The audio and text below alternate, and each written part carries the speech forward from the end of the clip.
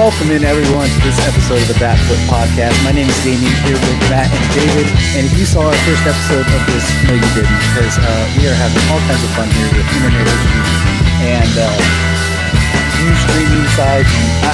It's all going bananas here, but we have a ton of stuff to talk about today, over 30 plus minutes. So instead of jumping around and us blabbering on about how we're doing, we're all doing fantastic. We're dealing with this. So let's just jump right into all this stuff. And let's go ahead and start with one of the biggest things that happened just today. And that is that the Royals signed Bobby Witt Jr. to a massive extension, 11 years, $288.7 million. It buys out 3 free agency years, 4 player options, $35 million each one of those, then 3 more club options after that to get the max deal for 14 years, $377.7 million. Just a massive deal for Bobby Witt and the Royals. So, guys, let's go ahead and start with David. What did you think of this deal when it dropped today? Oh, man. This one was a bit of a surprise, right? I mean, we heard Bobby Witt and the Royals were engaged in extension talks. I kind of thought those weren't going to go anywhere because there was no way the Royals were going to give him a mega contract. And the Royals gave him a mega contract, and that's pretty cool. I think this goes to show that the smaller market teams, even ones owned by Patrick Mahomes in part, can give out big contracts, right? And this is a great contract for Bobby Witt Jr. Obviously, it locks him into a huge salary, and then he's got an opt out in year 7 that makes him like 29, 30. He can opt out and be a free agent and go again in free agency. So. Big deal for Bobby Witt Jr., big deal for the Royals, who have spent a lot of money this offseason. Definitely a new direction, and with a very winnable AL Central up for the taking. I think they're going to supplement this somehow. Not sure how, but I think the Royals are showing that they're willing to make some moves and go out and try to win a division that it seems like no one's really trying to win so far. Yeah, I like this deal for Bobby Witt Jr. for sure. I like it for both sides. Obviously, the Royals keeping the guy that the homegrown talent that they drafted, keeping him at home. I was listening to something earlier that the Royals only have one Hall of Famer, and they just have lacked major long-term players throughout their entire history, except for George Brett. Everyone else has gone after free agency. They've got other guys like Carlos Beltran, who is really, really good for a long time, but they all left for free agency. So now you're going to have a guy in Bobby Witt Jr. there locked up for sure for, I think it's without the player options, it's 8 years. He'll be there for the next 8 years, I believe, before the player options start kicking in. And I mean, the player options, $35 million a year, that's a lot of money. So, he might take those eventually, pick those up. And then of course the club option on the end is just a little bit in case it could help a little bit if he's kind of right at that 35 million value where he takes those, then that club option at the end could be a good deal for the team too. But definitely really cool. Bobby Witt Jr. now at 23 years old is guaranteed to make $290 million, which is really cool for him. And I mean, this buys out 3 years of free agency before those player options. So it's very, I think this is a very good deal, and I'm excited for the Royals fans. I know there's talk about them moving into a new ballpark potentially here in a few years, where they're trying to get financing and support for it, and this type of move really helps with that. Yeah, unlike the A's moves and their current deal with with their ballpark funding, but that is for another episode here. So let's jump over to the Chicago Cubs. David is going to be happy about this. They signed starting pitcher Shota Imanaga to a 4-year, $53 million contract that is really, really complex. I don't even know if we have enough time to explain everything that's going on with that contract. But they also signed Hector Neris to a 1-year, $9 million deal that has a club option for 2025 for another $9 million. David, your Cubs finally made some moves. Oh, I'm so glad they finally did. These moves were almost like a month apart too, which is kind of funny. Imanaga was done, I think, like a week after our last free agent update episode.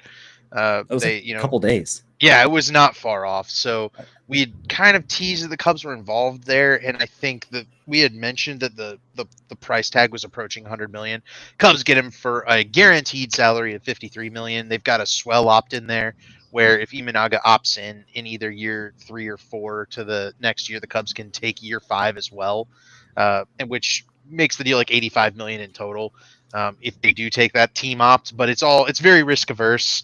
And it's possible that this is like a 2-year, $30 million deal if Imanaga opts out really quickly. So, guy with the over in Japan, he led the league in strikeouts over Yamamoto last season, and he's got this like low angle from the left side with like a high rising fastball that only goes like 92 or 93. But we've seen that if pitchers throw that 93 to 95 mile an hour fastball high in the zone, like Alexis Diaz or Paul Sewald, they can really get some whiffs with it.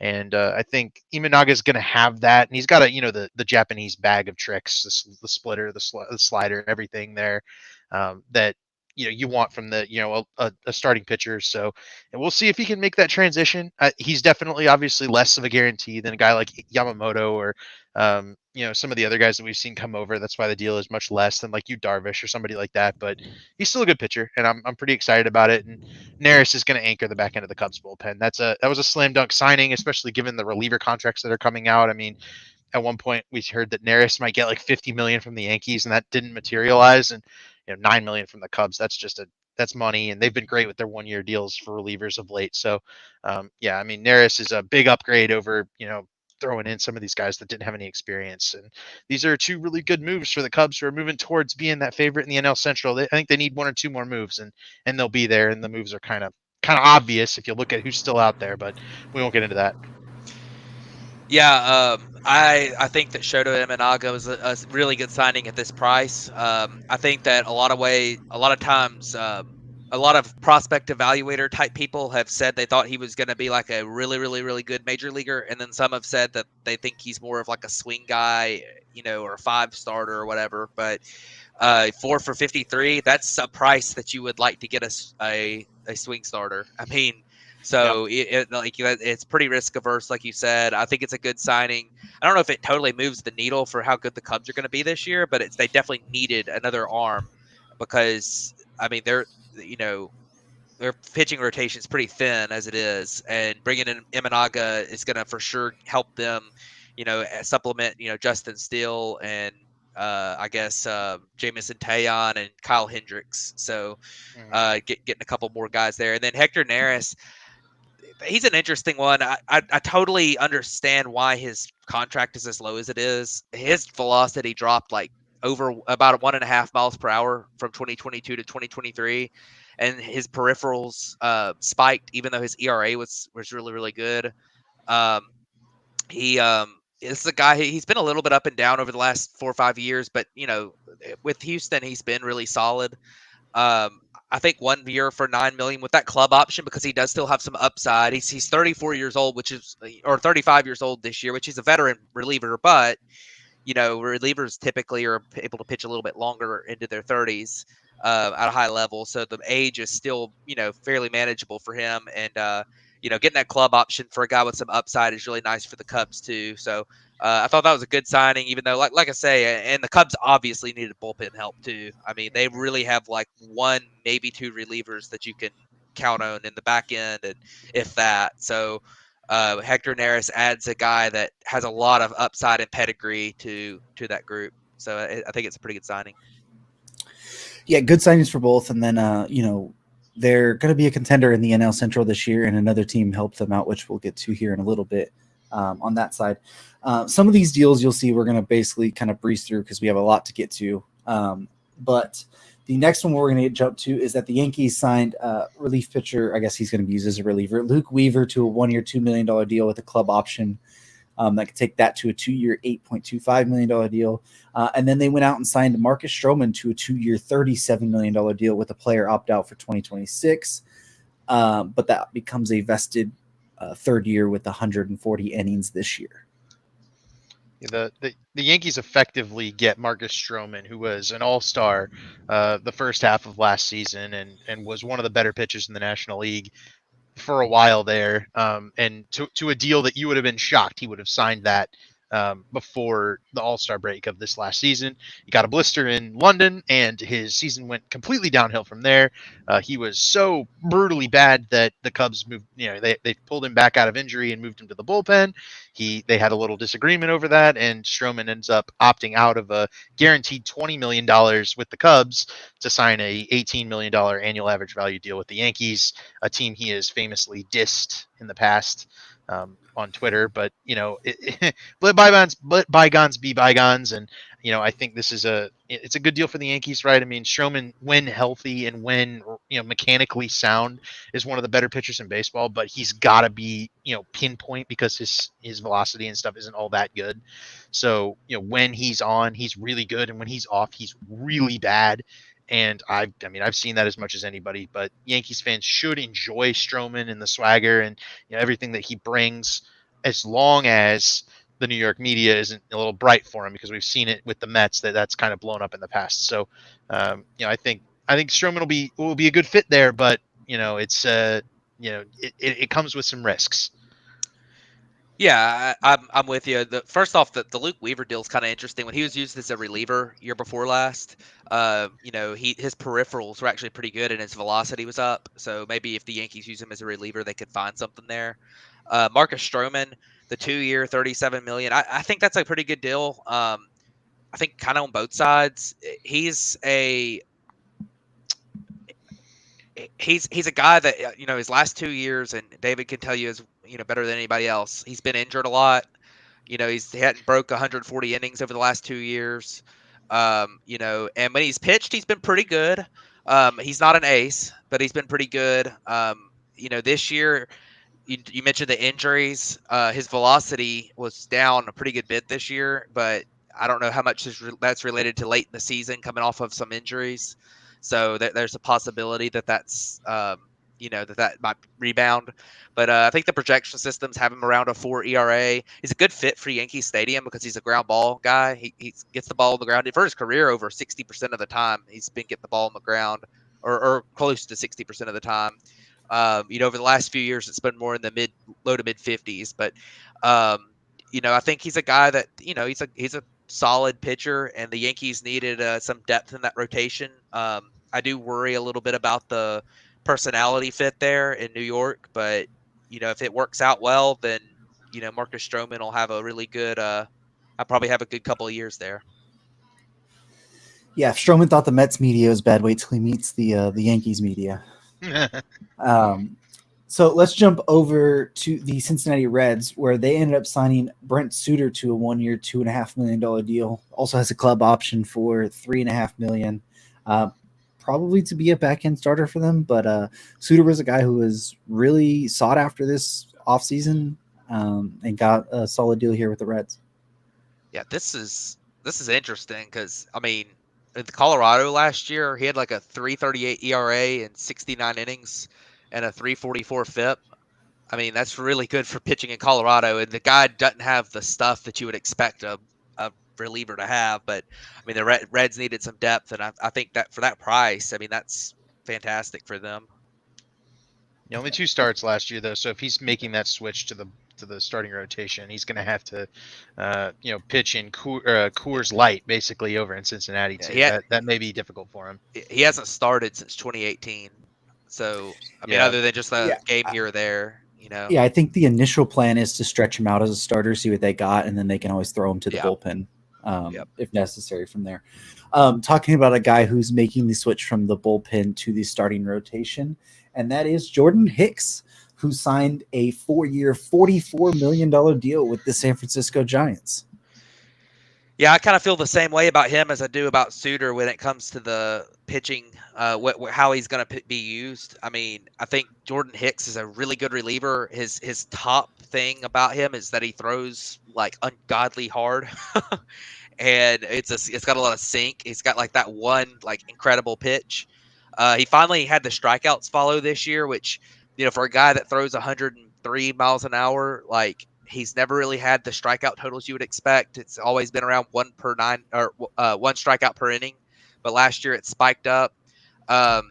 he did start 28 games in 2022, so he does have some experience doing that. But I definitely think that he's more of a reliever to me. I mean, I think it would be wise to utilize him, utilize his best fit there. And I mean, the Giants have a really good bullpen already. They've got both of the Rogers brothers, and they've got Camilo Doval. And if you can add Jordan Hicks to that bullpen, I mean, you got four guys who are really, really well thought of relievers. Plus, I'm sure they've got other guys there too, because the Giants have made a living off of bringing in solid relievers over the last few years. So, um, 4 years, 44 million. That's a pretty good amount of money. But the way the reliever market has been this year, that's been pretty much it. And you never know. Maybe stretching him out, maybe he does figure out a way to start. I mean, I'll be surprised if he sticks in the rotation, but. This is a guy with a lot of upside, and I think it's a pretty solid deal for the Giants. Given that we've run over two of these guys in the last two, I'd much rather have Brent Suter, by a lot at least for the price point. Yeah, well, at that price, but then also Brent Suter's a lot more reliable in track record, right? Even if you do have to send him back to the bullpen, guy who gets a 3 ERA every single year is Brent Suter. Very reliable, including being in Colorado. I would much rather have Brent Suter than Jordan Hicks on this deal. I think this is a weird move that probably doesn't work out for the Giants, but the Giants are trying to flex their coaching muscles as one of the better development teams in baseball, and I don't foresee this going well. That's where I'm at with it. Well, then it's been notorious that the Giants have struggled to get free agents there this offseason. And maybe getting a guy who Hicks has shown the willingness to or wanting to start before with St. Louis. So a place that gives him the chance to start. The Giants paying a little bit extra than what he probably market value would be for him as a reliever to make sure that he can start. And then he can always bounce back to that bullpen and just give them an elite bullpen if necessary. So let's jump over to the Toronto Blue Jays, who made a couple moves, signing pitcher Yariel Rodriguez to a 4-year, $32 million deal, and then also signing Justin Turner to a 1-year, $13 million deal. Yeah, with Yariel Rodriguez, I remember back last March, I guess, with the World Baseball Classic, the very first game of the World Baseball Classic, Team Cuba was playing against, I don't remember, maybe it was the Team Netherlands. Yeah, it was the Netherlands and Taiwan. I think it was the Netherlands. And Yariel Rodriguez struck out like the first 3 or 4 guys, and his stuff just looked nasty. And I was like, is this guy is he a prospect or something? He's a big, because I'd never heard of him. And then I realized that, his story of having gone from Cuba to Japan and pitching there to get, to where he can be posted, or he not posted, but be brought over to the U.S. It was the way to get from Cuba to the U.S. And, yeah, Yariel Rodriguez, I think it's a pretty solid deal. I mean, that's a pretty good amount of money. I know it's a guy who I think they're going to try to start him, but he's probably profiles better as a reliever. Command's been a little bit of an issue for him, but he's got a really good breaking ball and he throws hard. So I think that that this could end up being a bargain for the Blue Jays, and of course, it is real enough money to where if he just doesn't work out, it probably hurts him a little bit. But it's just, $8 million a year is now like the $1 million a year deal it was like 4 years ago. I mean, it's the inflation of player contracts is going pretty crazy right now. So I like Yariel Rodriguez, but I question whether he can be a starter, and if he I can agree. be but if he can be a good multi-inning reliever, like we know his stuff flashes very plus from those World Baseball Classic performances. He can definitely be, a 2 or 3 inning swing guy, right? To take you from the 4th to the 8th if your starting pitcher is running on fumes or something. Or if you do a bullpen game or something like that. So he can be very valuable for the Blue Jays. It's just, again, this is another contract I prefer to the Jordan Hicks contract. Just 11 a year for a guy who does not start. Like, it's very difficult for me to wrap my brain around in this. But Justin Turner's a rock solid contract, right? I mean, 1 year for a guy who's been a reliable, star level hitter for, the last decade or so. I mean, the Dodgers and then over with the Red Sox, and this year now he'll be with the Blue Jays. That doesn't get them any more left-handed, but they've retained Kevin Kiermaier, and they got Dalton Varsho last offseason. So Justin Turner will be a nice veteran piece to lead those young guys along. Yeah, I didn't even mention Justin Turner, but I agree. Like, he's perfect for their clubhouse. And the one thing that I question with that is that's another DH for the Blue Jays, because the guy that's played first base for them really should be a DH. Well, there's still the uncertainty around them re-signing Matt Chapman, and Turner can still fill some time at Yep. third base as well. So I could still see him getting some time at third, first, maybe even second, on top of being a DH there. And it's just a consistent bat to put in that lineup every single day right now. So let's jump over to a couple smaller moves, but that was the St. Louis Cardinals bringing back Matt Carpenter for the league minimum of $740,000. That's because he's still getting paid from Atlanta due to that trade, and then signing reliever Kenyon Middleton to a 1-year, $6 million deal with a club option for $6 million as well. So Cardinals bring back one of their legends and then add to their bullpen. I think the guy they DFA'd for Kenyon Middleton was a better potential player, Guillermo Zuniga. I think that guy might be a better reliever next season than Kenyon Middleton. So that, for whatever that's worth, I've seen multiple Cardinals fans with that exact take. And I think Zuniga he's 25 years old. Had 4.50 ERA. Last season, but in a limited time and in AAA, he walked a lot of guys, but he's got nasty stuff, right? He throws 99. I'd probably rather just give that guy the run than try to sign a middling Middleton. But hopefully Matt Carpenter is still terrible and not a demon when he is with the Cardinals. I was gonna say Matt Carpenter's gonna pull the Albert Pujols, go back to be bad for like 3 years, and then go back to St. Louis and be incredible. But no, I think Matt Carpenter is just at best just a bench bat that can hit against some righties. Maybe he's a pinch hitter. I mean, the only reason the Cardinals are signing him is because he was like a long-term Cardinal, and it would be, they need somebody on their bench, so you might as and well. It's league minimum. It's league minimum, yeah. You might as well. And then Kenyon Middleton, I don't hate him as much as David does. I mean, he has pretty good a couple of good pitches. I think he's got a really good changeup.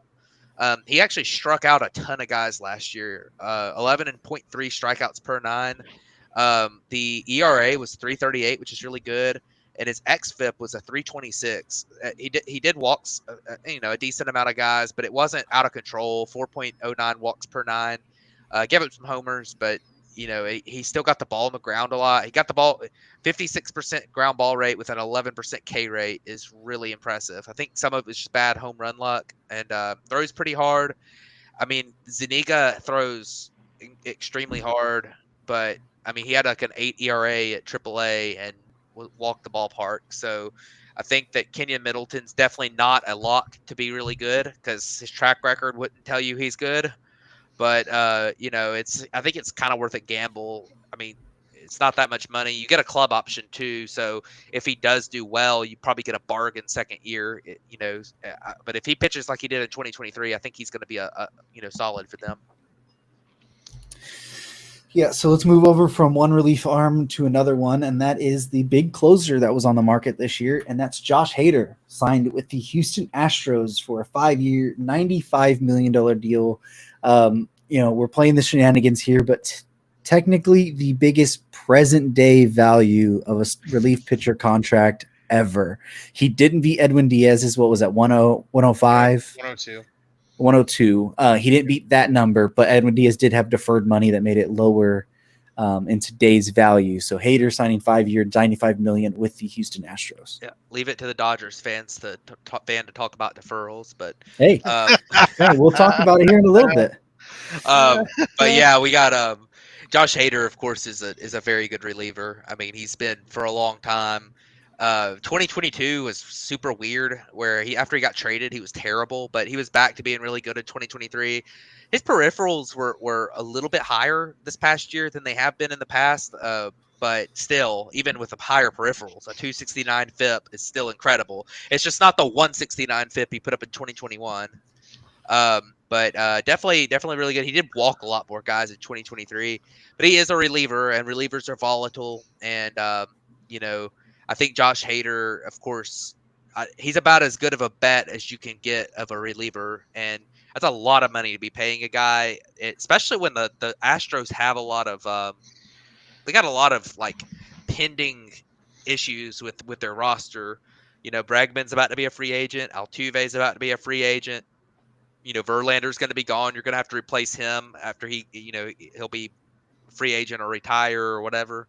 Um, they've got some question marks coming up, so that is a lot of money to be paying a reliever when you maybe want to re-sign Alex Bregman, or something. But still, for this year, I mean, Josh Hader's a really good bet to be an elite reliever, and they needed a lefty, and they got one now. So Yeah, this came out of Kendall Graveman getting surgery, and I believe he's Yeah. out for the season now. Yes. Yeah. He did. So that came around really fast when I think the owner Crane steps in and yeah, decided to get Hader on board, and I think this will be the first year the Astros are paying the luxury tax in their run, which is crazy.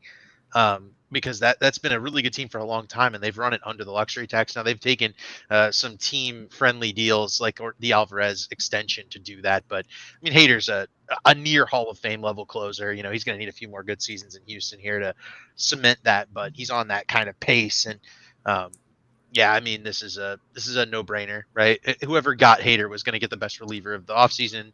The deal is what it was expected, right? He's got to set some kind of record, and that at least makes sense, right? It's not egregious. It's not 120 million, which is what I thought this might even get up to. So, props to the Astros for finally, spending the money. And I mean, I think Altuve is going to be their guy next season, and I think Alex Bregman will be a free agent after next year, which should make for a really interesting free agent, discussion, in 12 months or so.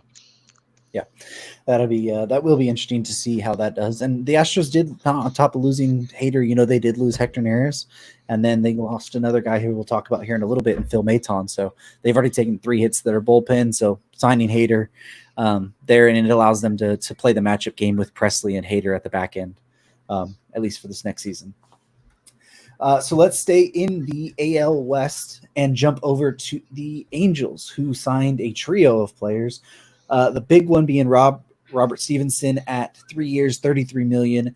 They brought back Matt Moore on a 1-year, $9 million deal after putting him on waivers last year, and then signing Aaron Hicks to a 1-year league minimum deal. He's still being paid from that big Yankees contract, but to be a fourth outfielder for them. So Angels make a trio of moves here to try and upgrade their team.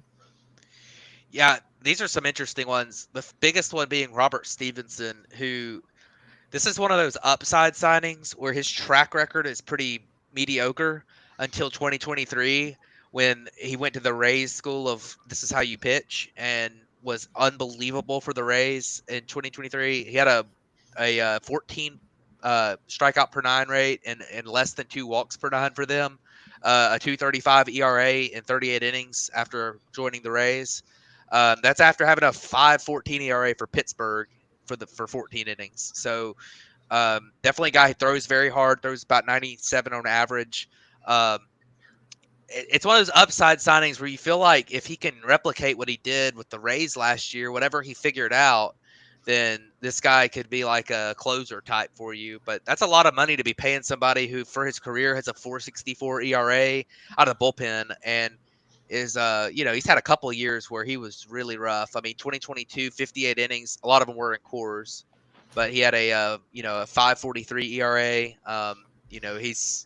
He's definitely been up and down, but it is an interesting one. Matt Moore, he was with the Angels last year got traded to got traded, I believe, to the Cleveland, or was he? Yeah. I know he was wavered to Miami from Cleveland, I think, after being wavered from. Yeah. He was wavered a bunch last year because of money, but he's back with that. Well, he's back with the Angels, and he was good for the Angels last year. 2.66 ERA in 44 innings. Lots of strikeouts, not a lot of walks, which kind of been his issue in his career has been walks. So limiting that was nice. He did give up some home runs, but we'll see what happens with the. We'll see what happens with him. I think it's solid. 1 year, $9 million. It's not it's not a super risky move. And then Aaron Hicks, he was really good for Baltimore at times last year. The plate discipline's always been elite, or the plate walking a lot, not striking out overly too much.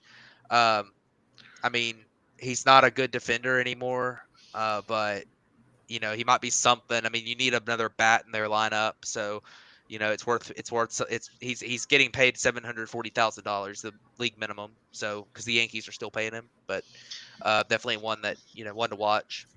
No, Robert Stevenson was my favorite free agent target available this offseason. So that the Angels got him a little bit odd, but that's the second year in a row that's happened because my favorite target last year was Carlos Estevez. So Stevenson's going to be good. It's not even the 98 or 99 that he throws; it's the cutter that was so dominant last year. It's like a 60% whiff pitch. And it's probably the best cutter in baseball right now, and that he kind of adapted with the Rays, and I don't see why he would forget how to throw it by moving to the Angels. It's hope, the hope is that the Angels don't break his pitch sequencing too much, and he's able to keep dominating with that cutter, pounds in against lefties, and then it'll sweep away against righties, and then he can finish people off with that fastball at the top of the zone. So, because Stevenson's to me one of the more for such a short track record, I believe heartily in the changes that have been made. Matt Moore, veteran reliever, lefty, crafty lefty, right? He's going to get some outs for you as that left-handed guy. And Aaron Hicks last year with the Orioles, when he shifted over from the Yankees, had a 129 WRC plus and a 381 on base percentage in 65 games. One of the more resurgent mid-season changes that I can remember in a long time. And if he even keeps 70% of that change over to the Angels, I mean, that's an instant upgrade in their lineup from just about anybody they had, because they had Jared Walsh and some of these other guys that have been since DFA'd from the Angels last season. So obviously old Trout doesn't have Ohtani anymore, but he'll have Aaron Hicks running out there with him. So it's not the same for sure, but Hicks can still be good. That we've seen that last year in Baltimore. Yeah, so if you want to see if the Angels can not break a pitcher for the second year in a row, just ask Tyler Anderson after what happened last year. Yep. So let's jump over to the Chicago White Sox, who signed a reliever, John Brabia, to a 1-year, $5.5 million deal. Also has a mutual option, I think, for another $5.5 million. White Sox aren't going to be good this year, most likely, but they get a solid bullpen arm that can potentially be flipped at the deadline or something. Oh, yeah. This is a deadline flip, and I think Brebbia is probably going to operate as their closer for the first half as well. So he'll have, save numbers for your fantasy baseball players. He's probably worth a pickup. This is a good deal, I think, and he'll probably end up at a contender at July. So yeah, they traded away all their other relievers, so they have to have somebody there. And let Liam Hendricks walk in free agency also. Yeah. Yep. And Lopez, and they traded Santa. It's like everybody. But. Yeah, we'll get to the Santos one here in a little bit. But let's jump over to the NL Central again, where the Pittsburgh Pirates signed Aroldis Chapman to a 1-year, $10.5 million deal. This one was really, really odd. And there's been some stories out there that the Brewers really aggressively pursued Chapman, and that he ended up choosing the Pirates here at the end, which is kind of looking like a smarter decision at this moment. But kind of an odd fit in Pittsburgh, but Aroldis Chapman's going to be there. Yeah, at least one Chapman decided to sign. No. But yeah, I think this is solid. I mean, the thing about Aroldis Chapman is his velocity was back last year for the most part. Maybe not at its peak of his career, which was like averaging 101, but he was averaging 99 again, up from 97.5 in 2022. So the velocity was back some. He struck out a ton of guys, just the strikeout rate was incredible. He did walk a lot of guys still, though, so there's still some issues there. He got a lot more grounders last year too. Wow. He actually ran a career high ground ball rate, I believe. He had good numbers, a 3.09 ERA, but a 2.52 FIP, a 2.59 xFIP. The expected numbers are really good. I still worry about him walking guys, but if he can repeat that, it's really solid. Now he is 36, and with his profile, we've seen what happens if his velocity dips. So was last year kind of that, resurgence for 1 year where sometimes relievers kind of catch that second wind for a year and then they fall off again? Or is it real mechanical changes that he can stick for a few years where he can be a really good price at 1 year, $10 million? I think that's pretty similar to the Kimbrel number, right? 13 yeah, I think Kimbrel was 13. Yeah. Yeah, so he's just a little bit under Kimbrel. So, I mean, that's about right for him, I think. And it is weird the Pirates were the team he chose. I don't know exactly, what his market looked like. but the Pirates obviously pairing him with Bednar, they've got like the best back end of the bullpen in baseball just about now. So they got two really good ones there. But yeah, I think it's definitely a fine signing for the Pirates. And I mean, Aroldis Chapman, if the Pirates season is bad, then he can go somewhere at the deadline again. Yeah, the other left-handed options in the Pirates bullpen were Ryan Barucki, Cubs legend, by the way, and Jose Hernandez. So yeah, I mean they were in bad need of some kind of setup left-handed reliever, and they kind of go out and went went and got maybe the most effective one from last season. Chapman was really good, last year with a lot of walks, and the question is, can he keep it up without the control? I mean, he's gonna will put a lot of guys on base. Bednar might have to put out some fires, but the Pirates have shown a willingness to spend on 1-year guys and flip them at the deadline, and kind of cycle that. And I'm willing to bet they're going to continue that philosophy here. And if the Pirates are out of it at the deadline, they'll be able to flip Chapman. And if they're in it via their strong back end of their bullpen, then he stays, and it's a pretty reasonable 1-year deal. But I mean, this is another guy similar to Hader, maybe on a kind of a Hall of Fame type of trajectory that, he's going to need to get some looks as the closer, you'd think, and maybe after the last season where he won a ring as the setup guy, that might be kind of in the rearview mirror for him. So, obviously less than Craig Kimbrell makes some sense given that he won't be closing, but a healthy number for a 36-year-old reliever whose primary weapon is velocity that could potentially decline, like Matt said. So, we'll see how this one goes. But as it's pretty minimally risky for even a 10-year or $10 million deal for that 1 year, as minimal as that can be. Just real quick off the top, who would you rather have on their contract? Matt Moore at 1 year 10 or Aroldis Chapman at 1 year 10.5? Aroldis Chapman. The upside's way A higher. Aroldis, yeah. If Moore was like 7, then it's probably more for the value. Yeah. But yeah, I'd rather have a Aroldis when they're so close. Yeah, I mean, that's what I'm getting at here. It's just the value here for Aroldis could pay off big time. So let's transition over to those deferring Dodgers. Signing James Paxton to a 1 year, $7 million deal that can max out at 13 with game started bonuses. And also re-signing Ryan Brazier to a 2 year, $9 million deal that can max out at 2 years, $13 million deal. And they also traded Caleb Ferguson to the Yankees for a back or quadruple A pitcher and a guy from the DSL. Yeah, James Paxton. I just about died laughing when I saw how much money or how much of his contract percentage-wise was in game started bonuses.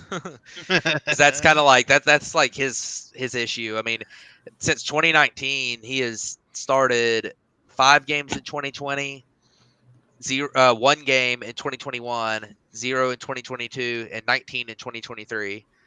So he's missed pretty much 3 seasons, and then he came back in 2023. He was okay. He pitched 96 innings, which was nice to see him pitch a decent amount of innings compared to the last few years. And he had a 4.50 ERA. He was kind of bit by the home run bug a little bit in Boston. A 4.68 FIP, but a 3.98 xFIP. I think he still can be a pretty solid pitcher. His velocity was actually back to what it was when he was really good for the Mariners, or it was at least close to that. It had been really down in 2020 before his injury bug started. And he's always been a guy that's had the injury bug. I mean, even back with Seattle when he was in his peak, like his peak innings pitched was 160. So this is a guy you're not going to be able to get a ton of innings out of him. He's dealt with a lot of injury. There's still a little bit of upside there as his stuff still plays pretty well. He had a lot of strikeouts, not a lot of walks last year. So definitely a guy to look out for the Dodgers. They needed depth, and this is just kind of another option.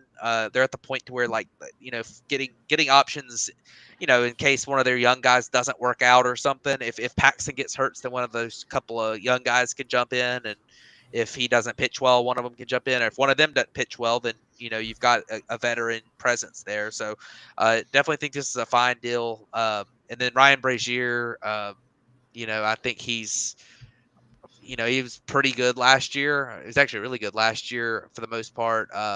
In especially with the Dodgers, we had an 0.70 ERA.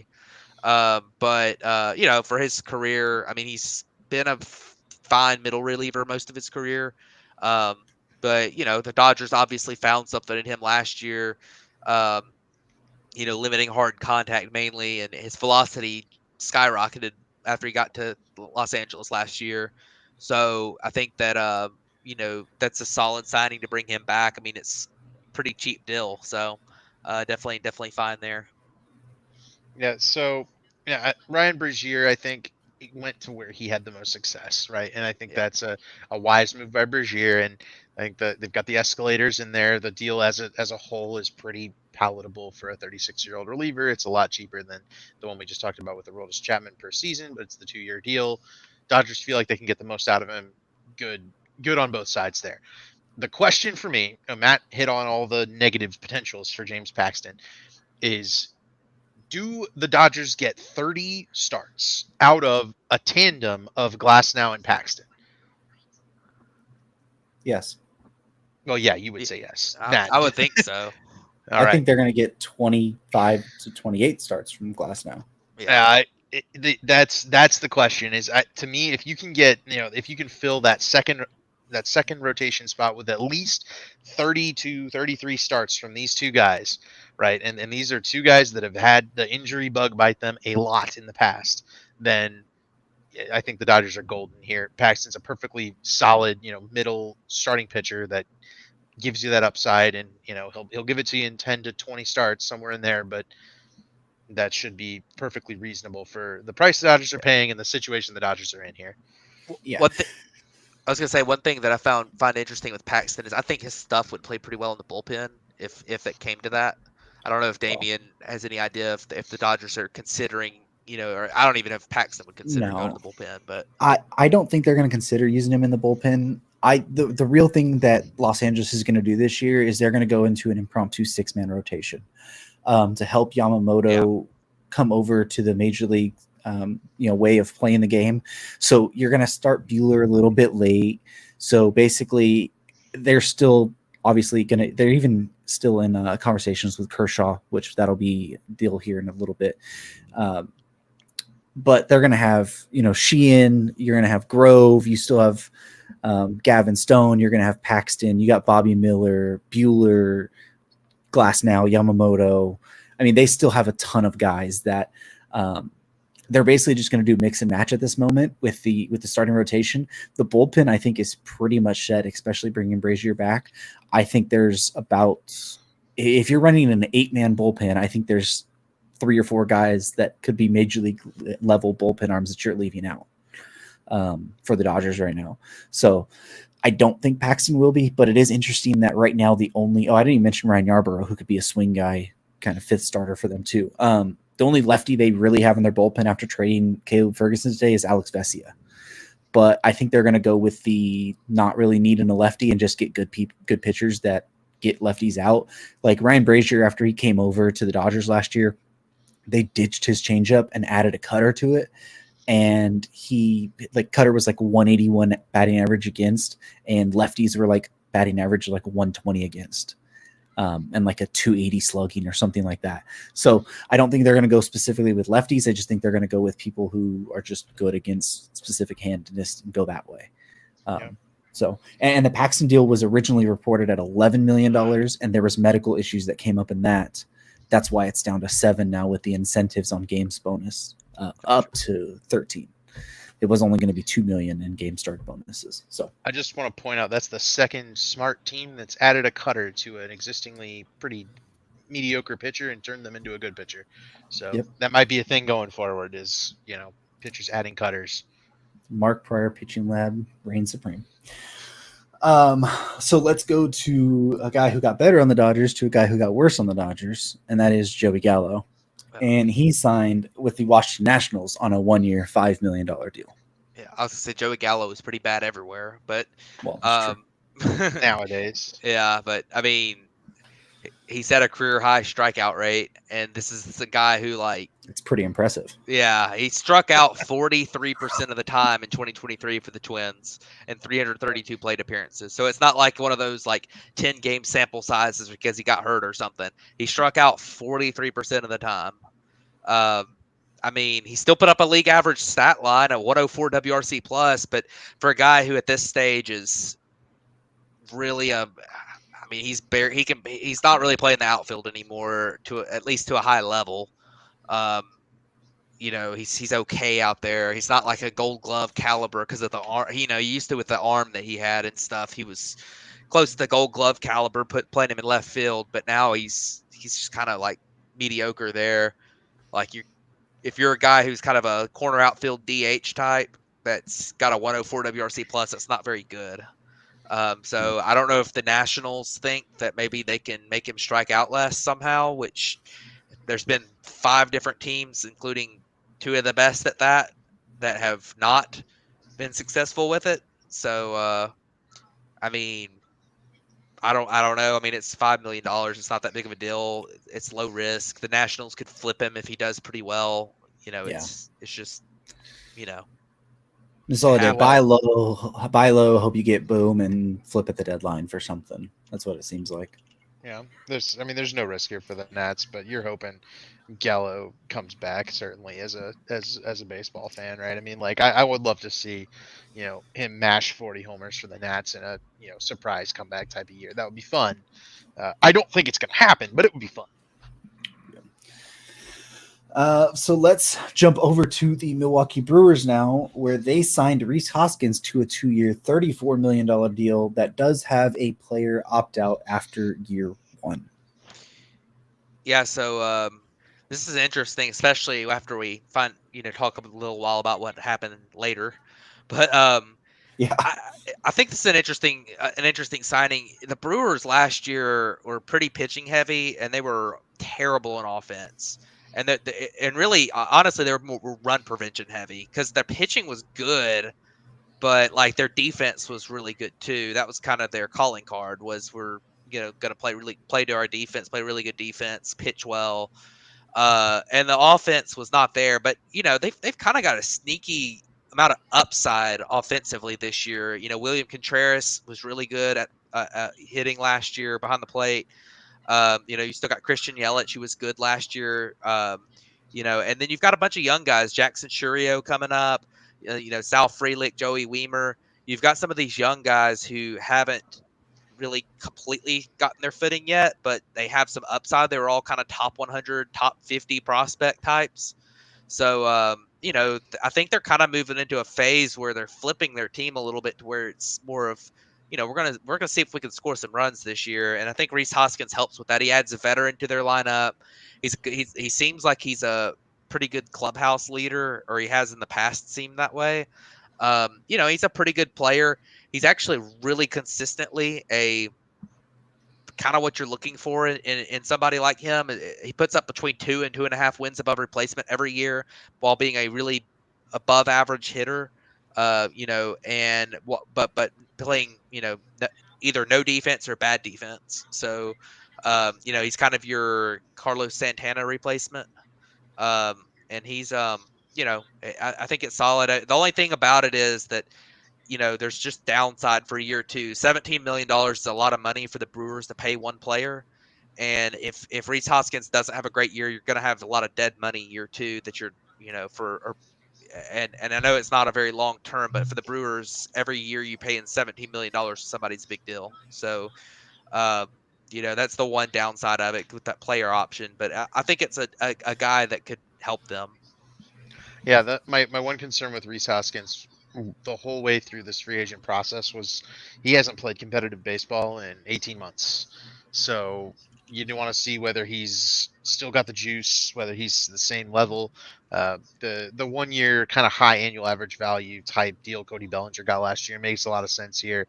Brewers are the team that gave it to him. Makes a lot of sense because they needed a first baseman given the loss of Carlos Santana, like Matt said. I mean, this was kind of an obvious fit.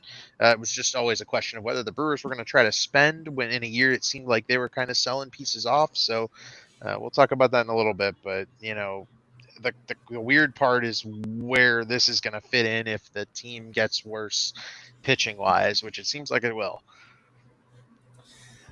Yeah, after their moves, which one we'll talk about here, it's not hard to see that they're going to be pretty bad pitching wise. But let's jump over to the Arizona Diamondbacks now, who were in need of looking for a DH, and they found one in Jock Peterson on a 1 year, $9.5 million deal that has a $14 million mutual option with a $3 million buyout. So Jock Peterson heads to Arizona, and I think it's safe to say that the Diamondbacks will not be re-signing Tommy Pham.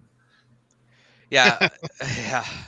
Um, yeah, that Jock Peterson, you know what you're getting with him. I mean, he's a really good clubhouse guy. He has been for every team he's played for. Everyone likes him, and he's a guy that's gonna put up. He's gonna hit righties really, really well. He's not gonna hit lefties at all. Like, you're just not gonna play him against lefties, but he's gonna hit righties really well, and he's gonna be a DH. He's not gonna play defense anymore. So he's a very useful player for a team that's in the position the Diamondbacks are in, and he adds another tool to them to their tool shed. And I think he's, I think he's a good signing for them. It's not overly expensive, and I think it'll work out for him. We saw last year that in the World Series, the Diamondbacks just were kind of lacking that threat to go yard. In the World Series, they didn't have anybody who could kind of change the game with one swing, and Jock Peterson is that kind of guy. And obviously, with the play discipline there and the veteran leadership and the performance in October, he's a guy that you can definitely pencil into their lineup as they try to go for another World Series berth this year. And obviously, I don't know that the Diamondbacks are going to be anybody's favorite to go back to the World Series, but they weren't anybody's favorite to go back to the World Series last year. So, Jocktober is entirely possible moving forward, and that's definitely a team that got better, after last season. I think this is definitely a better Diamondbacks roster than the one that finished last season. So we'll see whether they can. They can obviously probably won't catch the Dodgers, but can they weasel their way into a wild card spot? We'll talk about that in a couple weeks. But I'm pretty confident. I like the Diamondbacks this year. Yeah, they're a team that really broke out this last year, and it's going to be interesting to see how they, they've spent some money here, signing Eduardo Rodriguez, bringing back Lourdes Gurriel, bringing in Jock Peterson. It's going to be interesting. Oh yeah, I forgot traded for Ian Suarez. So it's going to be interesting to see how they bounce back here and have another year where they're not going to be quite the underdog as much anymore. So let's jump over to the defending World Series champions in the Texas Rangers, and that's that they signed David Robertson to a 1 year, $11.5 million deal.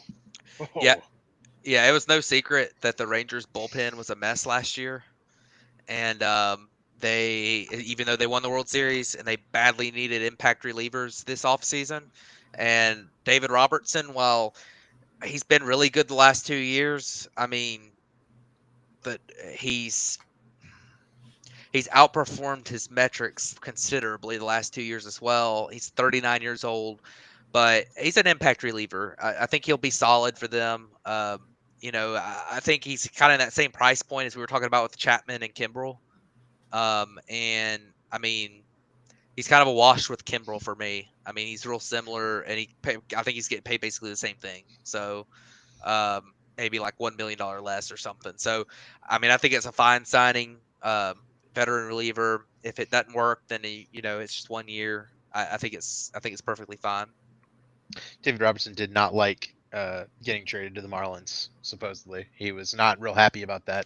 So he wants to, I think one of his big categories was staying on a team for the whole season. He'll be on the Rangers the whole year, I think.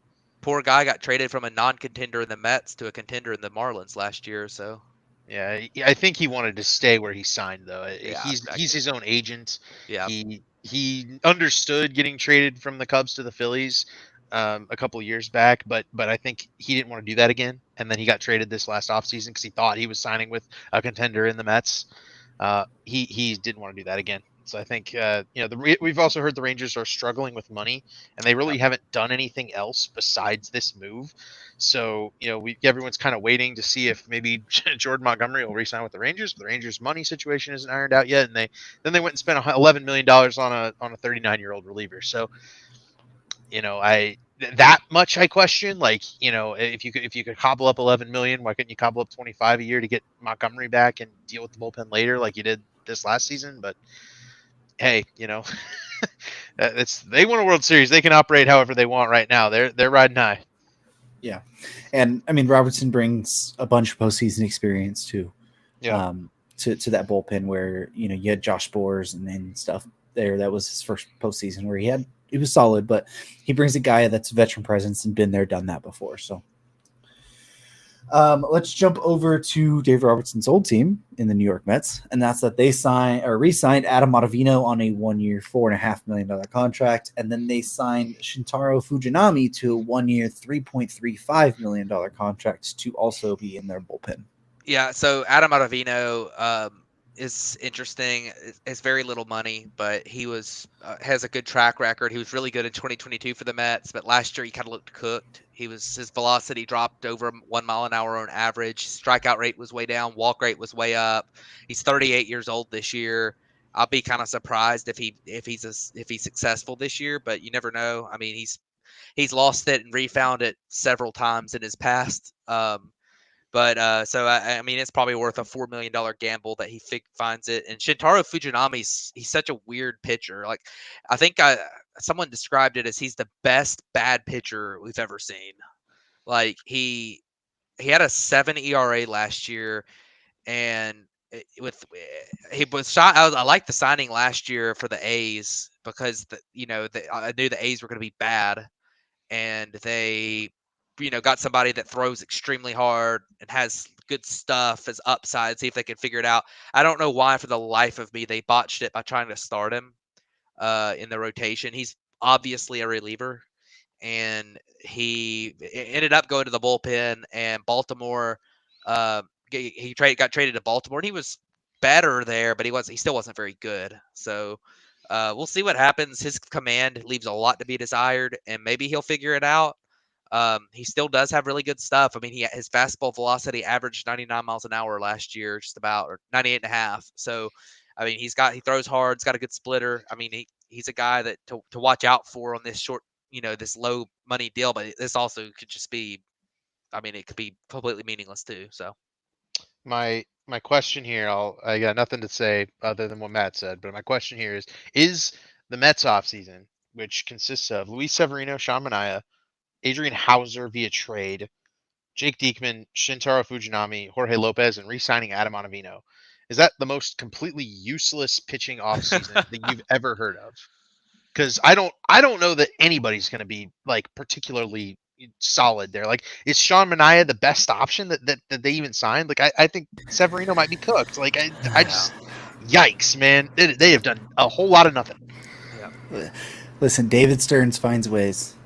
That's going to be a lot of things. You're going to see a lot of these deals now, and David Stearns he's going to have to be the person to turn around the Mets' track record of being very bad at these type of deals. Yeah, I do wonder if the Mets swoop in on one of those Boris guys at the last minute just because they. I don't know. I don't it think seems so. like Cohen right now wants to not spend money.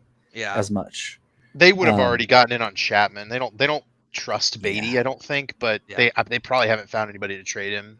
And then at that point, you just keep Beatty. That, and I think they're just trying to load up for next year where you have Bregman, you have potentially Soto. Like, they're trying to do that at this moment. But let's go to Fujinami's old team in the Oakland A's, and that they acquired a couple former Giants from right across the bay in Alex Wood to a 1 year, $8.5 million deal. And then they made a trade with the Giants to acquire Ross Stripling for infield outfielder Jonah Cox going to San Francisco. Look at the A's spending money. Let them go. I mean, Alex Wood is the best pitcher on their team. So I don't know. Maybe one of the young Paul guys. Blackburn. Yeah, Paul Blackburn's probably on the same tier as him at this stage. And I mean they've got some young pitchers that have come up and bounced up and down. I'm sure one or two of them will eventually figure it out. I mean, they were pretty high rated prospects. You've got, Kyle Muller was a pretty good prospect coming up. You have Waldachuk and Mason Miller. Mason Waldichuk's Miller's Yeah. I think going to be in their bullpen now, but Yeah, they're going to use Miller as the closer. yeah. So I mean, he's the best pitcher on their team, but he's going to be in their Right. bullpen. So, but yeah, I mean, I think that Alex Wood, he had a 4.33 ERA last year. He only pitched 97 innings. He was actually pitched a lot of the bullpen, which he's always hated pitching out of the bullpen. Yeah. So I'm not surprised his numbers weren't great. In the past when he's pitched in the rotation, his numbers have been pretty good for the most part. He's just dealt with injuries at times. And then Ross Stripling is kind of the same way. He didn't want to pitch out of the bullpen, and he was really good pitching out of the rotation in 2022, 3.01 ERA and 134 innings. And then 2023, he's pitching out of the bullpen about half the time and just not great. So, this is an opportunity for both of those guys to go somewhere they can start and, maybe rebuild some value to get traded. And I mean, and get a guaranteed big league rotation spot where they probably weren't getting that anywhere else. So definitely fine. Jonah Cox, I don't know really anything about him at all. So, He's a I guess low-rated guy. Yeah, I was going to say he's a low So not enough. minors. Yeah. So. Not much 2018 Dodgers stuff going on here. That's all I gotta say. They'll be perfectly fine as Oakland A's pitchers. They'll be great even because they won't be horrible probably. But this team is bad. It is still bad. These are prototypical two guys that could get flipped at the deadline very easily, very, very easily. They could be flipped at the deadline. So, that's pretty much all to say as far as that goes. So let's jump over to the Detroit Tigers. We talked about the Royals making a big extension. This isn't to the same level of magnitude as the Bobby Witt extension, but still signing a prospect, Colt Keith, to a 6-year, $28 million deal through 2029 that has club options for 2030 through 2032 for $10 million, $13 million, and $15 million. Total, basically, if all of the club options are picked up, is 9 years for $66 million. And there's another $15 million of escalators that we don't quite know what exactly that is. But Detroit is, committing some money to a young prospect right now, and we'll see how that turns out. Yeah, this is interesting. I mean, Colt Keith as a prospect, he's a guy that he's got really good power, raw power. And he makes a pretty good amount of contact. His hit tools is decent. He's not gonna do very much in the field. I mean, he's pretty porous defensively, and he's not a great athlete speed wise. I think he's gonna try to play second base, maybe third base. Yeah, second base is what base. said. Yeah, so I mean, he had good numbers in AAA last year in 67 games, had a 119 WRC plus. The plate discipline numbers were really solid for AAA. He's only 21 years old. 22, he'll be 22 this year. I mean, me and David had a discussion about him on in our messages, and I was kind of down on it because it's one of those things where it's. He still hasn't made his big league debut yet. And how many times have we seen a guy that was kind of a similar profile to him end up not doing much at all at the big league level? And then you're just kind of throwing away money. I mean, but there's examples of it working both ways. You've got Evan White, who was a high rated prospect for the Mariners, who, it ended up being a lot of dead money. You ended up with, Scott Kingery. The Phillies did this with him. He ended up being dead money, and then but you've got other guys where it's been a big time success story. So it's definitely a little bit risky, but you buy out basically 3 years of free agency, I believe, with this. Well, with the club options, yeah. Right, with the club options. So if you can get him, if he ends up being a really solid player, 10 million, 13 million, 15 million, in those years where I'm sure player salaries will continue to go up, that'll be a pretty solid deal if he's not just a total bust. So I at the end of the day, I do kind of like it, although I'm a little bit more measured with it than I think some people are. Yeah, no, I like this deal. Like Matt said, I think we disagreed on it, but Colt Keith we've shown that second base is a spot that a lot of guys can kind of handle without a ton of athleticism and stuff. Yeah. Like you can hide it a little bit at second base, and even if you're not amazing, like Javi Baez is still a good defensive shortstop there. He can kind of carry the water for that middle infield defense. even if he's a little off in the offensive side of the ball. But I like the deal in terms of you get those club options to kind of give Colt Keith that big money instead of that free agency that he'd otherwise be reaching if he does succeed. And with a bat first profile, you feel a lot better about him hitting. Detroit's been notoriously bad about their prospects coming up and struggling immediately.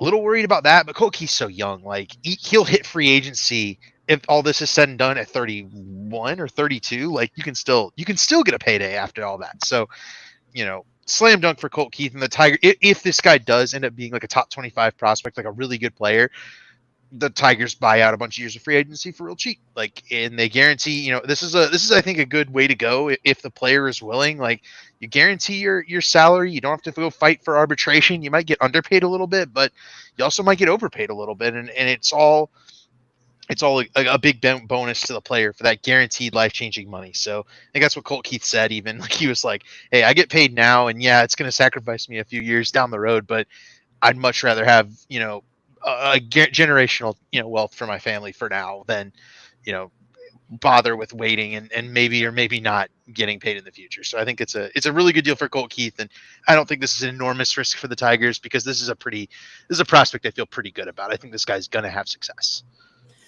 Yeah, to me, the thing I like about it is that you lock in 6 years at a 4.6 luxury tax salary, like AAV number. Like that's really affordable there. And if it doesn't work out, then it's not much to move off of. I mean, it's $28 million here.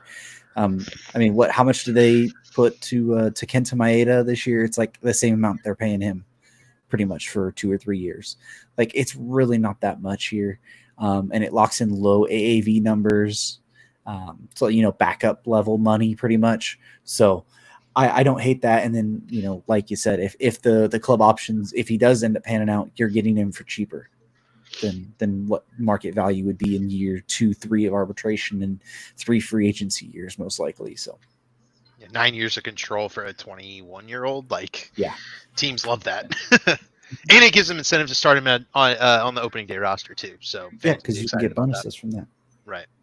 And stuff. So let's jump over to the San Diego Padres, and they signed left-handed reliever Wandy Peralta to a 4-year, $16.5 million contract that I don't think I've ever seen this one before that has an opt-out after every single season.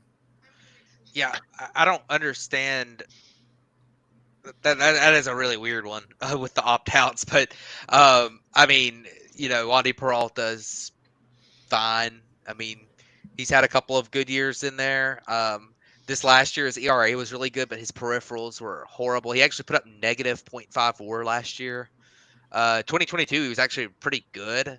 Last year he walked a ton of guys. His stuff's pretty good. He throws, he averages 95, 96. I believe he's from the left side, isn't it? Yeah. Yes, he is. So, he's got pretty good stuff. And I don't know. I mean, the Padres just badly need relievers, and there's some form of upside here. And of course, if the upside doesn't hit, then he can just opt in every year and get $4 million to be mediocre. But, I guess the Padres are still kind of trying this year. So, getting a guy with some upside, even if he does opt out after this year, is probably going to help them some, but definitely a weird one. Yeah, I don't know. This one doesn't make any sense to me. But the opt-outs after every year do make sense. And, I guess just getting that chance to re-up a 4-year or a 1-year, $4 million deal for a, middle left-handed reliever, it's fine. I guess it's not special. It's a little weird looking on the sheet, but he'll fit in the middle innings. He's gonna get lefties out. It'll be somewhat successful, I suppose. Yeah, I don't know why the Padres just didn't spend this money on like an outfielder or something there instead of just doing it to another reliever after they've already signed 3 relievers plus traded for De Los Santos. So they're kind of weird one there, but let's jump over to the Minnesota Twins now, where they signed Carlos Santana to a 1-year, $5.25 million deal. Yeah, I know Carlos Santana was one of the best remaining bats. Like he was pretty good against fastballs last year. He actually still hits the ball pretty good. Like this is underwhelming, I'm sure, for Twins fans to some degree, but this is your Joey Gallo replacement, and this guy's going to provide a lot better play discipline. He's gonna hit the ball pretty good. Like this is fine, right? If 5.5 million, like I'd much rather spend it on this than Joey Gallo. I think so. You know, And Santana's rock solid. He's genuinely better, I think, than anybody kind of thinks of him. And Yep. he's going to get on the Hall of Fame ballot in a few years, and everybody's going to go, "Oh yeah, he was pretty good," and that'll be it. But that's what he'll get, I think. He's been around forever. Yeah. And he's a major clubhouse guy. Yeah, big time. This I really like it for the Twins. Just getting that clubhouse guy. He's gonna hit some. I mean, everything David said, I agree. It's not very expensive.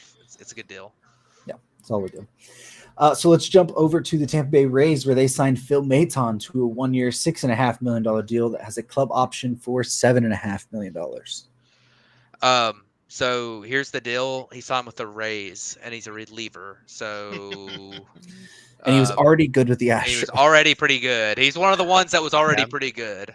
But I guess his profile kind of fits a little bit similar to Colin McHugh, who the Rays had a lot of success with a few years ago. Yeah. Doesn't throw very hard, has good breaking stuff. Surprisingly good at getting strikeouts for how he doesn't throw hard. I mean, the Rays are going to find a way to make him like really, really good still. So I think it's a good signing for them. The Cardinals allegedly wouldn't go above $5.5 million for Phil Maton. Rays get him for what, 6.5, and then the Cardinals went and signed Keenan Middleton, right? Yeah, for 6. So it's like, why didn't you just sign Phil Maton? I like Phil Maton a lot more. Yeah, I mean, everything Matt said, right? And the thing about the Rays is they like to get a bunch of different arm angles. Phil Maton's going to fill one of those like softer tossing righties that's going to throw a lot of. It's a different look out of their bullpen, and the Rays like to diversify their looks. So it's not a direct Robert Stevenson replacement, I don't think, but he'll do some different things that some of the other guys in their bullpen are not going to do. And I think that's what makes him unique in this scenario. And obviously with the Rays, we believe they're definitely going to make the best out of Phil Maton. Yeah. I think there's some rumblings that maybe he's going to be like a Jason Adam replacement type guy. They might look to move off that, but we'll see how that ends up working out. All right. So we are an hour and 11 minutes in, and that is just the free agency portion of what we have to talk about here. So let's jump over to the trades real quick. Start with one between the Cubs and Dodgers. David, I know you're going to love this one a lot, and that is that the Cubs acquire relief pitcher Yency Almonte and infielder Michael Busch from the Dodgers, and the Dodgers get back 2 prospects, outfielders Zaire Hope and left-handed pitcher Jackson Ferris. So, yeah, this deal dropped, and it dropped slowly because the Cubs and the Dodgers are mute and don't tell anybody anything. So, this was very fun, and these are the kind of days you live for as a fan, where you end up getting a good player and you wait for the return, and it's somebody you didn't really want to give up. But at the end of the day, right, this deal could be a bad deal in 5 years for the Cubs, and it could be a really good deal this year if Michael Busch comes in and plays well, right? I mean, this is a guy who's blocked by Freddie Freeman, blocked by Mookie Betts, blocked by Max Muncy on the infield. Like, he can't play any spots for the Dodgers, and he's blocked by Shohei Ohtani at DH.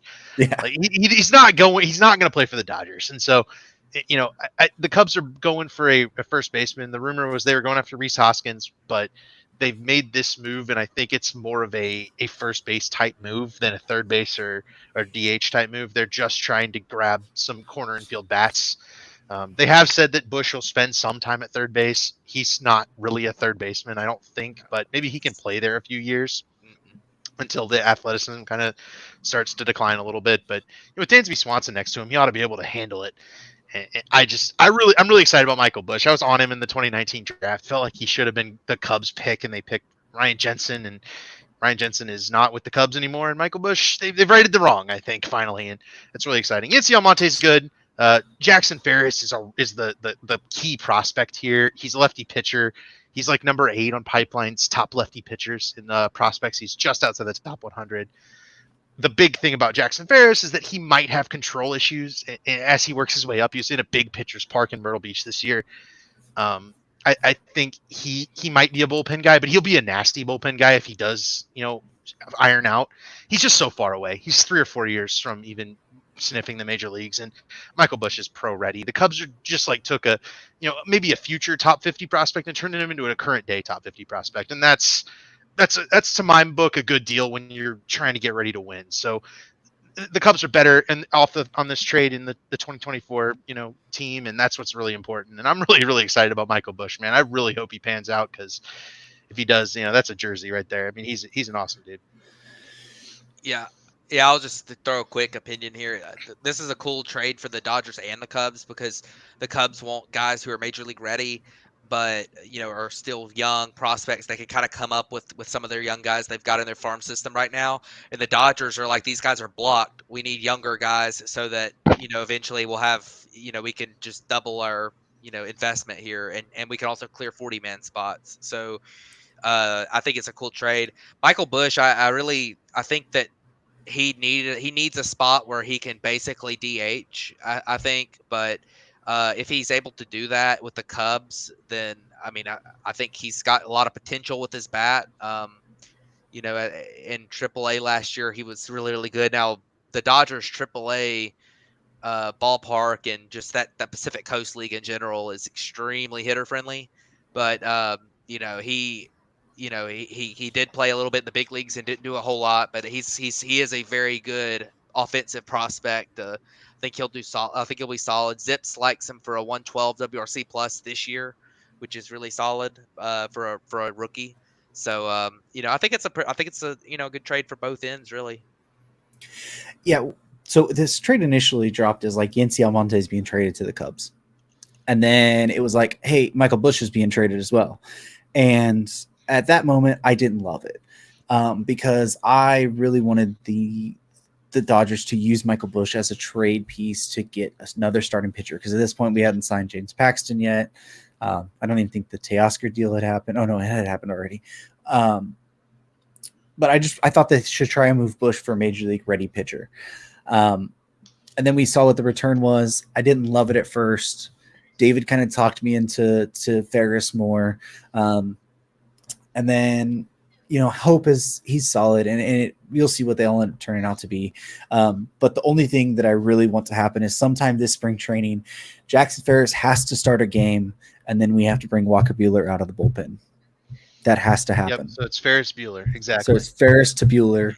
That needs to happen at least once. I don't care if Bueller's not potentially ready. Like, make it happen some way. This is hard-hitting baseball analysis. It's hard-hitting baseball analysis right here. We're running off the crazy train here. But no, I think Michael Busch will do fantastic. I think he just needed an opportunity. He obviously wasn't going to get that there. Yency Almonte is a guy who he's really good, but can be really bad if he loses command of his sweeper. He didn't have any minor league options left. Dodgers love the flexibility there. And looking at the other moves, he was going to be, one of those fringe guys to make the roster anyways. So you get two potential prospects here that might turn into something later for you for two guys who, were potentially not going to be on your roster this year.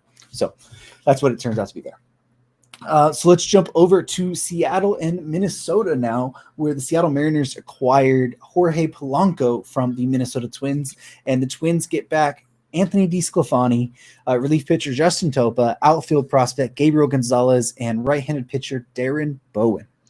Yeah, I absolutely love this deal for the Twins.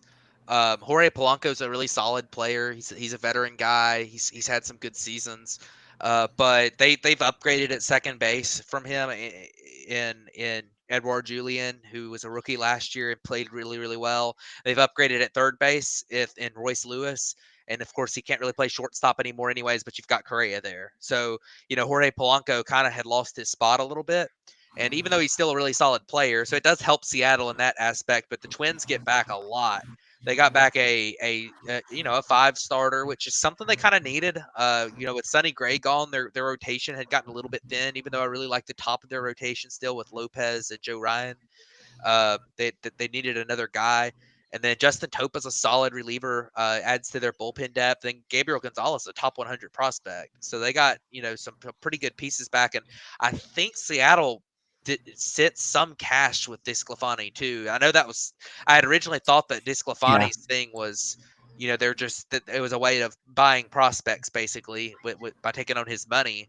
But I think they took on a little bit of his money, but not all of it. So it was it's about $6 million, which then in turn turned into the Carlos Santana contract.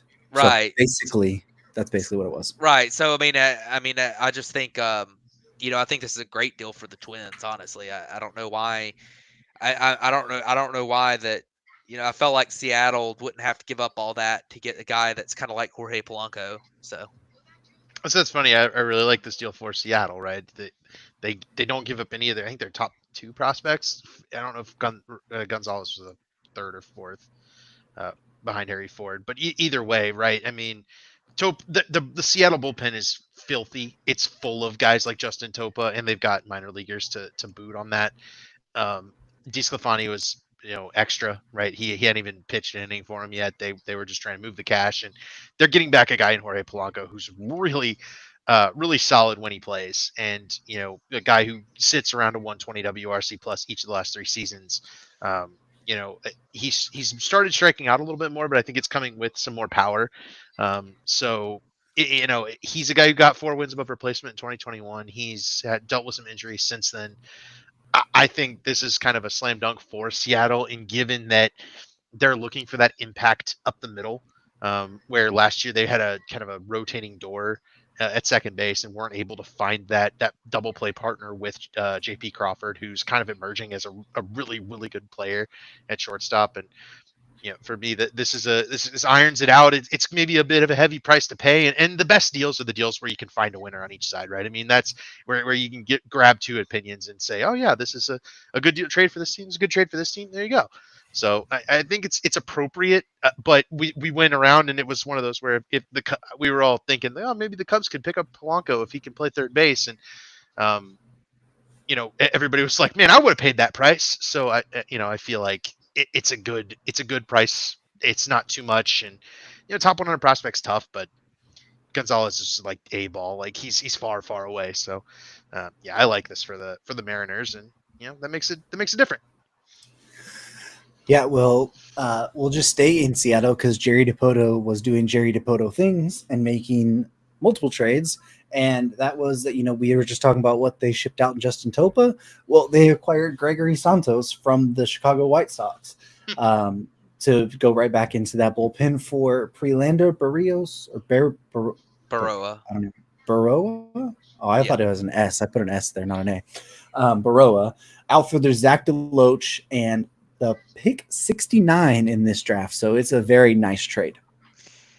Yeah, I think it's a good trade. It's obviously a nice trade, but I think it's also a good trade. Gregory Santos, this dude is really good. Throws 99 on average, gets a lot of ground balls. It's got a lot of sink to it. The strikeouts weren't quite what you would kind of expect from a guy like him, but I think a lot of the projection systems like it better, and he's got really good control for a guy that throws that hard. Only 2 walks per 9. Last year for the White Sox, he was probably their best reliever last year. Had a 265 FIP, even though his ERA was like a 340. Their defense was horrible, but Seattle's going to get a guy that's he's going to add to that bullpen, just another hard throwing arm, similar to Munoz. And then the White Sox get back a couple of interesting players who are top 25 prospects in their system now. I mean, Baroa is kind of a guy that I think is similar in some ways to Gregory Santos. Just throws extremely hard. He's a reliever. He seems like a reliever type prospect. I think he actually was relieving for Seattle in the minors last year. Had a 2.89 ERA in Double-A. Got called up to the big leagues for a couple games. And then Zach DeLoach is, he's an okay bat. He's been pretty solid numbers wise in the minors, a little bit above average. Play the outfield. He's got decent speed. I mean, he's fine. Maybe somebody who even could make a run at a roster spot for them if that roster's not very good. So, and then you get that comp pick too. That's going to not only add another chance to draft somebody, but add to your bonus pool in the draft, which is going to be huge already. So, definitely I think this is a kind of a win-win. I really like Seattle getting Gregory Santos though. He is hurt. Is Gregory Santos has an elbow issue. He does. They must be comfortable with it Yeah. to make this deal. Was where I was going, and the question was always, are the White Sox going to move Gregory Santos? He's maybe one of their most valuable remaining bullpen pieces, kind of tradable guys, and no options. So I Actually, he might have options, but either way, I feel pretty confident that Gregory Santos is going to, retain the success he had this year. He's pretty effective for the White Sox, and go into the Mariners system with a really good pitching development group. I'm pretty confident that Gregory Santos is going to be good. This is a Justin Topa replacement, like we said, and I don't think the Mariners are giving up too much here. Right, this is a team going for it. Trying to build around a superstar that they have in Julio Rodriguez. They've done a lot of free agency moves. They haven't traded anybody out of that starting rotation other than Robbie Ray, who was not there for them last year anyway. And they've turned that into a bunch of really successful guys like Santos and Polanco. So I'm liking this offseason for the Mariners. So per our resident prospect guru over at Batflip Breaks, Gonzalez was number 3 of the Mariners thing. There we go. Thanks, Hank Steinmiller, for that one. Santos does have a minor league option left on his deal, 5 years of control there. But what I want to really know is who's signing up to face this bullpen at the end of games of Gabe Spear, Gregory Santos, Matt Brash, and Andres Munoz. Yeah, not me. After facing Luis Castillo, Logan Gilbert, George Kirby, Bryce Miller, or Brian Wu. You're gonna win a lot of games 1-0 if you're playing the Mariners. Yeah, that's an insane bullpen there, and to put that behind that starting rotation there, you're not going to have to score a lot of runs there. So let's stay with the White Sox now, because they did make another trade as well the same day they traded Santos, and they acquired outfielder Dominic Fletcher from the Arizona Diamondbacks for pitcher Christian Mena. Yep, Birmingham Barons legend Christian Mena. He played for the Barons last year. I really like Dominic Fletcher for what it's worth. I think the White Sox is a place where he can start every day and find success that I think is possible with a athletic, contact oriented center fielder that Fletcher is, and he'll play the corners maybe, but he ought to play every day with the White Sox, right? I mean, there's no reason not to. The corner, so, right field probably, but whatever. Yeah, right field. Yeah, I mean, this is a fine move. I mean, Fletcher was really good at AAA last year. He played 28 games in the majors and was pretty good there. I mean, he's a fine, a fine player. He's not like some super high end prospect or anything, but he was a pretty good prospect in a good system last year. And then Christian Mena, he's a guy that it's got pretty good stuff. Looks like he's got like a ton of different pitches. I mean, I think his command needs to come along a little bit more, but it's weird. Fangraphs had him rated for like a 60 command, but he walked a lot of guys last year, so I don't know what's going on there. But it's some form of upside to get for the Diamondbacks. It's kind of a Dominic Fletcher didn't really have a place to play, and he's ready now. And Christian Mena, you can always find a place for a pitcher if he does well. So this was another Michael Busch-esque type trade. Guy didn't have a place, gets traded for something in the future.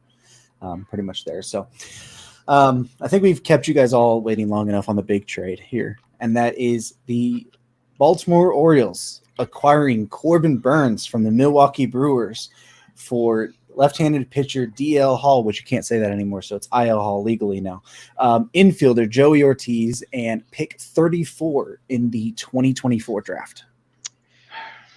Yeah, Corbin Burnes is very good. In 2023, he was not quite as good as he was in the past few years, but I mean, this is a guy that's a perennial all-star. He's won a Cy Young. He probably could have won 2 Cy Youngs with the way he pitched in 2022. I mean, he's about as good of a pitcher as you're going to find out there on the market. And he's got 1 year of control left, and you can tell by what they paid to get him, about the 1 year of control left. Like, that's how good of a pitcher he is. So he's also been, for the last couple of years, very, very durable. Pitched 200 innings in 2022, pitched 193 innings in 2023. I think that he's one of the premier pitchers in baseball, and the Orioles really needed that ace. They need that guy that can carry them. I mean, Grayson Rodriguez has that upside. Kyle Bradish had a great year last year, but man, this is a guy that's going to really, really, really anchor that rotation. And now you've got a lineup that's got all these young bats that are all really, really good, and he's going to score a lot of runs to go along with a bullpen that probably could use another piece or two, especially with the Felix Bautista being out, who was so good last year. But this rotation now, you've got three guys who you feel pretty good about, and then they've still got prospects and younger guys, and some upside there too. So I think this is a very big move for Baltimore to get this. And what they gave up was interesting. Joey Ortiz is a really solid prospect. He was probably like the fifth best prospect the Orioles have, but that means he was top 50. But he's he hits pretty well. Um, he had a 121 WRC plus in AAA last year.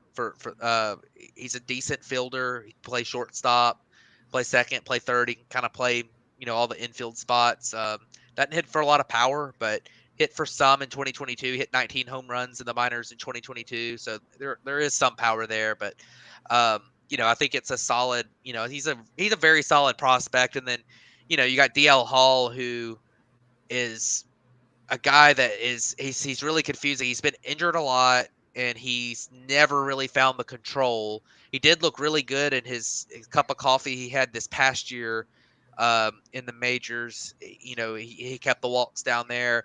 I think if you use DL Hall as a reliever, he could be a very, very good reliever. If you try to start him, I just don't know if his stuff's going to work as a starter. But his stuff plays up out of the bullpen. His control seems to get a little bit better. He's and you're not quite as worried about walks coming out of the bullpen.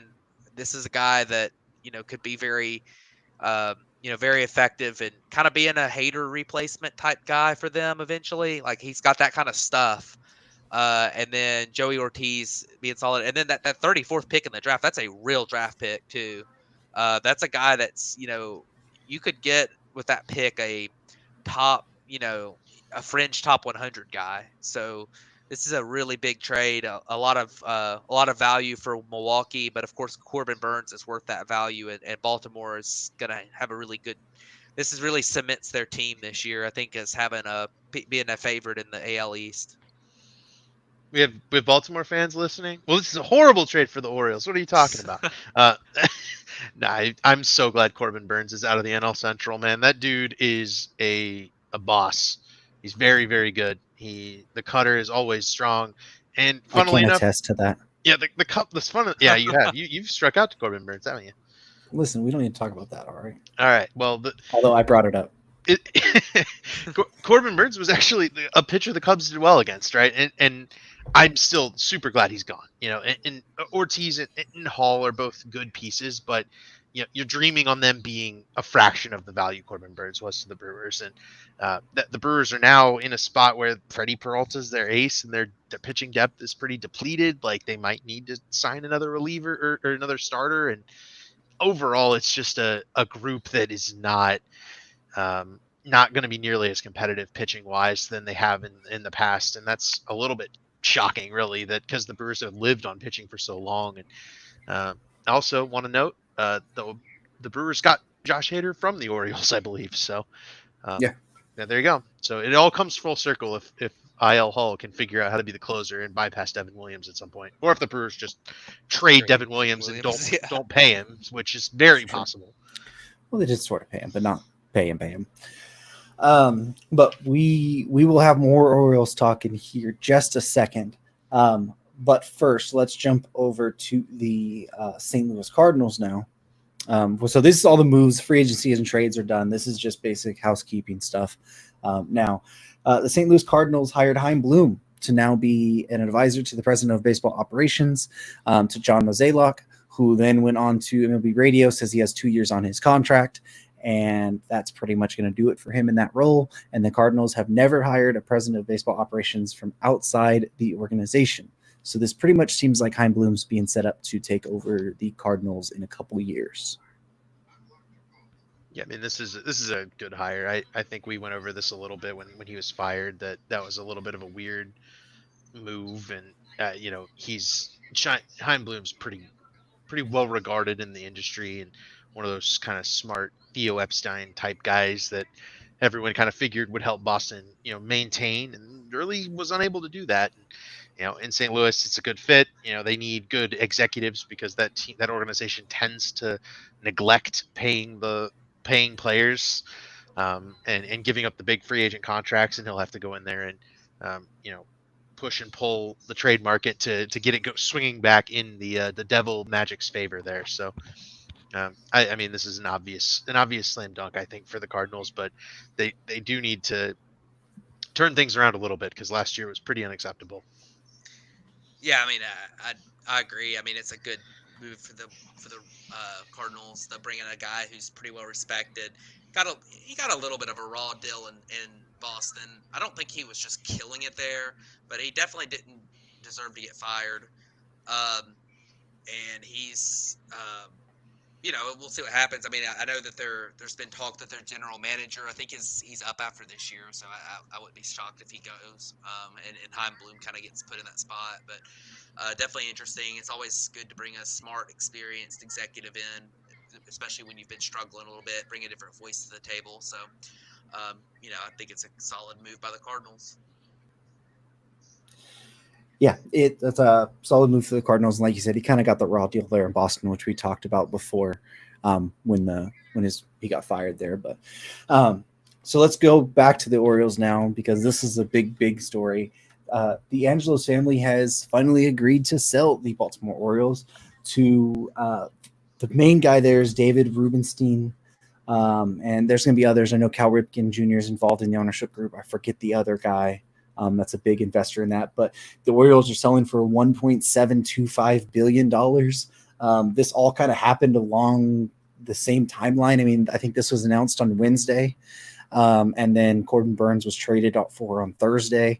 So it's not officially approved yet, but the deal is pretty much done that Dave Rubenstein will become the new owner for the Baltimore Orioles. Yeah, this is really cool for Orioles fans. I know that they've had a lot of issues with Angelos, and I don't blame them. Angelos did a lot of dumb things, and he really ran that team with he was really tight on payroll and everything. Now I think that if people who kind of think this means the Orioles are going to spend an absolute ton of money and become a massive spender and retain and extend every one of their players. And I don't think that that's going to be the case. I mean, a lot of times when you see these transitions happen, like, the payroll doesn't kind of spike as you would hope, because it's, these new owners, they just spend a lot of money on the team, and, it just kind of depends on their priorities. I mean, this guy, he's not Angelos, and that's great, but let's hope that he's, lots better than Angelos, and not just like, at least he's not Angelos type owner. So it'll be interesting to see what happens there. But definitely a lot of hope now for the Orioles in the future. They just came off a fantastic season, and all the talk this offseason is about like, oh, in 5 years, this entire core that they've done such a good job building up is going to be gone. And now you've got some hope that might not be the case. And they've also done some really cool things with the city of Baltimore, and I think they've extending their lease and their stadium, and they're doing a lot of renovations and stuff. I think there's a lot of good things going for the Orioles right now, and this is a huge deal for them.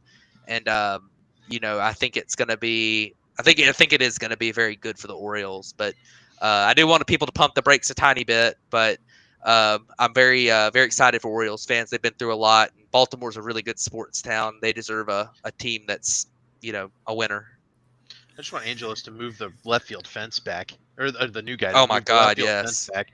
Killed Ryan Mount. Yeah, move it back in, or at least give it a little happy medium there, because it's murdered Ryan Mountcastle and a few of those other right-handed Orioles hitters. They get a lot of balls that should have been home runs that are not now. And the park was bad before because of the park factor was bad, but like that change I do not like, and hopefully they make some sort of renovation to it. Other than that, I mean, this is a slam dunk move. So, yeah, the other owner is Mike Arrighetti, by the way. So I wanted to mention him in there as well. I do think it leads to them spending some more money. I think they have a better chance of maybe being able to keep their core, a lot easier than what the Angelos family would have allowed them to do. These guys are investment firm people.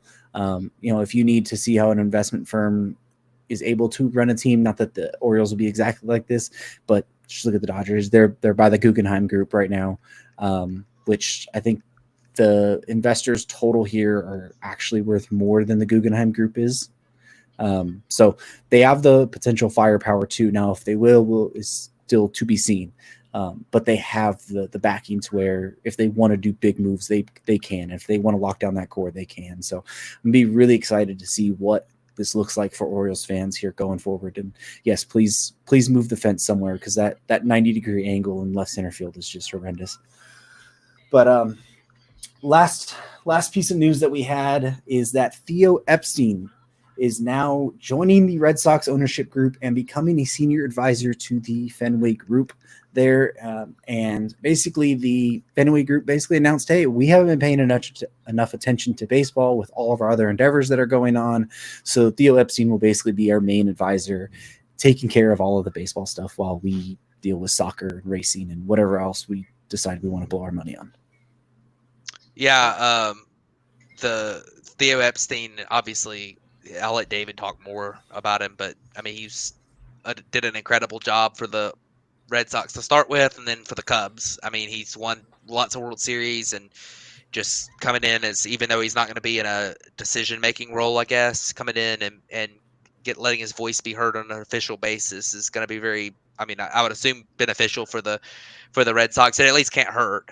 So and being a partial ownership there is very cool for him, and definitely I think it's a cool move. So yeah, Theo, for all his upsides, has some downsides too. We've seen that with his kind of unceremonious exit from Boston the first time. Yeah. It's good that they're patching that back up, and it's good that he was kind of with Major League Baseball. It looks like he's going to be more involved on that ownership side, and staying maybe out of the front offices. He's been rumored as candidates a few times, but as an ownership advisor, I don't know that he'll have all that much to impact on this, but at the very least, I think maybe we'll see Boston go back to flexing the financial muscles that we expect the Boston Red Sox to flex, being one of the more rich and history-rich teams in Major League Baseball, and they've kind of not been acting like that of late. So maybe Theo gets them pointed in the right direction once again, as he did with the Cubs over the mid-2010s. Yeah, that's what I think it's just going to end up being basically, is that he's able to basically be the ownership's eyes and ears for the team when they're off doing everything else, and just basically paying attention where they lacked for a long time. Now that they have Craig Breslow, he'll work with Theo Epstein there, but obviously Breslow will still have the day-to-day operations to take care of. So that is everything that we have to talk about. That was an extremely long episode. We're an hour and 41 minutes in here, on top of our hour delay of internet issues that we had to deal with. So thank you, everyone, for tuning in with us and sticking with us through this. We are back weekly starting this week, so you will start seeing us every single Monday here. Starting next week, we'll be doing division breakdowns through the entire what's left of February and through middle of March, basically to the Korea series. We'll be doing those division breakdowns. And then March 25th will be our predictions episode. But in the meantime, we still have the big four free agents, Cody Bellinger, Matt Chapman, Jordan Montgomery, Blake Snell. They haven't signed. So hopefully they fit in there. We'll still find a way to talk about those guys as well when that happens, and some other big dominoes. But anything else that you guys want to wrap up on here before we head out? I don't think so. Very exciting. Very exciting few weeks coming up with spring training starting, and a ton of free agent movement still to happen. So also more trades potentially could happen too. I know there's been some rumors about a few different guys, so it'll definitely be interesting to see what happens there as well. Jed Hoyer needs to sign Cody Bellinger. That's it. All right. That's enough. So thank you guys again for tuning into this episode of the Bat Flip Podcast, and we will catch you guys back here next week.